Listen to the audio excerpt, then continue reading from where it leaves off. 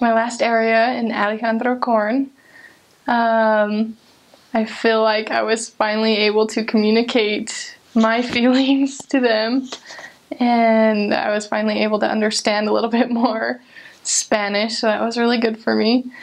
It was a ward, and so pretty strong ward as well. The one thing that stuck out to me about Alejandro Korn, I'm going to go on about the members again because I loved them, was sitting in their ward council. Us as missionaries, we'd always bring or tell them maybe things we had seen in people, what they needed, or new investigators we had it in some of their needs.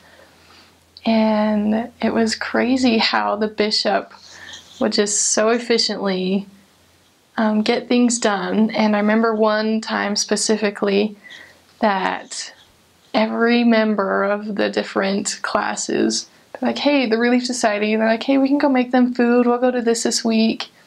And the elders quorum was like, hey, we'll go get them a stove so this man can actually cook for their children.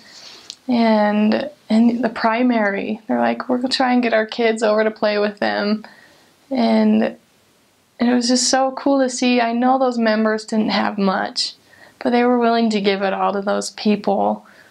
And that was huge, I think, in being able to have the spirit as a missionary, and for them as a ward, just being willing to sacrifice.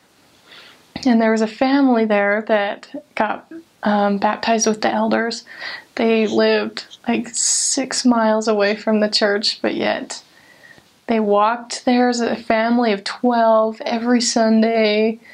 And for every activity on Tuesdays, they were just there so much. They were always the first ones there to clean the church. And that was really cool to see. They just sacrificed their time and their talents to the church. And before I had left, we had a church open house there. And the members did so much work to make that happen, and they just, a lot of time and a lot of their money went into making food, and so we could do tours through the church.